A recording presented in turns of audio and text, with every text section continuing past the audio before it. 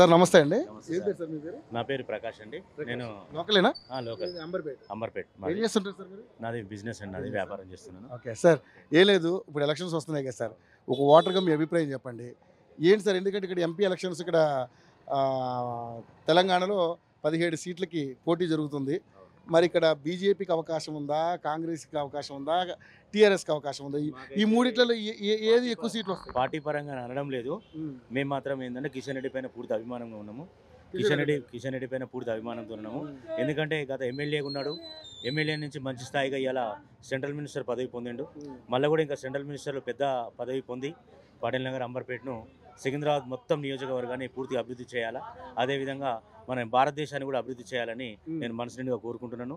Okay, so అంటే అంటే పెద్ద ఫైట్ ఏమి ఉండదా ఇక్కడ ఈ సికింద్రాబాద్ కాన్ఫరెన్స్? ఫైట్ వచ్చేసి కాంగ్రెస్ అండ్ బీజేపీ మాత్రమే. బీఆర్ఎస్ ఏం పెద్దగా ఏమి ఉండదు. బీఆర్ఎస్ కూడా ఉంటుంది. కొంచెం మన ఎమ్మెల్యే ఎలక్షన్లో కొంచెం ఇబ్బంది జరిగింది, వాటి దృష్ట్యా ఏమైనా జరగవచ్చు. కాబట్టి ఏమైనా టగ్గఫర్ వాళ్ళే ఉంటున్నారు. సో ఎలా ఉంది సార్ మోడీ గారి పరిపాలన? మోడీ గారి పరిపాలన చాలా బాగుంది. ఆయన ఒక యువకుడు, మోడీ గారే యువకుడు. ఎందుకంటే ఆయన ఒక 74 సంవత్సరాల వయసులో సముద్రం లోపల పోయేసి ఒక ఈది ఇలా భారతదేశాన్ని కాదు వరల్డ్లో ప్రపంచ ప్రఖ్యాతిగా ఉంది. కాబట్టి ఆయన అంటే మేము చాలా ఇష్టపడతాం, ఆయన డ్రెస్సింగ్ కూడా ఇష్టపడతాం మేము. కాబట్టి ఆయన మాత్రం వస్తే మాత్రమే ఇండియా మాత్రం చాలా అభివృద్ధి చెందుతుంది ప్రపంచ దేశాల్లో. ఇండియా ఒక పెద్ద, ఎందుకంటే ఇప్పటికే ఆయన చాలా చేశారు అంటున్నారు, కొంతమంది ఏం చేశాడు ఆయన అంటున్నారు. ఏంటి దీని మీద? అభివృద్ధి అనేది తెలవాలి అంటే మాత్రం మోదీకి మాత్రమే ఓటేయండి. నేను పార్టీ పరంగా అనడం లేదు, పార్టీతో అయినా పరే, కానీ మోదీకి మాత్రం ఓటేస్తే మాత్రం అభివృద్ధి జరుగుతుంది. ఇలా ప్రపంచ లెవెల్లో మన ఇండియా కూడా ఒక స్థానంలో ఉన్నది. ఒక 5 సంవత్సరాలు 10 సంవత్సరాలు మనం కష్టపడితే ఇలా అమెరికాను దాటిపోవచ్చు. మనం అమెరికా కూడా అప్పులు ఇచ్చే పరిస్థితుల్లో మనం ఉంటాం. కాబట్టి మోదీకి ఓటేయండి.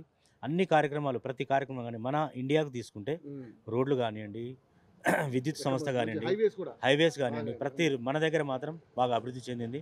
కాబట్టి దయచేసి ప్రతి ఒక్క ఓటర్ అది దృష్టిలో పెట్టుకొని మీరు ఎలక్షన్ క్యాంపెయిన్ లాగా ఓటర్గా కాకుండా కార్యకర్తలాగా అనుకోండి, ఓటర్గా అనుకోండి. మేము ఇక్కడ కిషన్ రెడ్డి గారి నాయకత్వాన్ని మేము బలపరుస్తాం. ఇక్కడ మాజీ కిషన్ రెడ్డి గారు ఎట్లా అంటే వ్యక్తిగతంగా ఎలాంటి? కిషన్ రెడ్డి గారు మంచి వ్యక్తి అండి.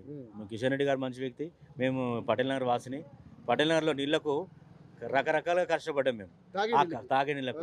ఆ కష్టపడ్డది దానికి ముందు ఫస్ట్ మాకు ఆలయ నరేంద్ర గారు, ఆలయ నరేంద్ర కృష్ణ యాదవ్ గారు, కృష్ణ యాదవ్ తర్వాత కిషన్ రెడ్డి గారు, వీళ్ళ ఆధ్వర్యంలో పటేల్ నగర్లో నీళ్లకు ఇబ్బంది లేకుండా పోయింది.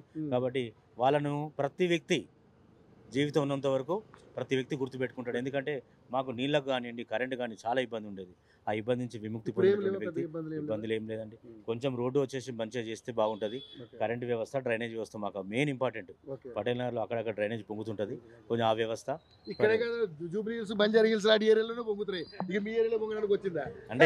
అంటే మా వరకు మేము చెప్తున్నాం, మా ఏరియా శుభ్రంగా ఉండాలి.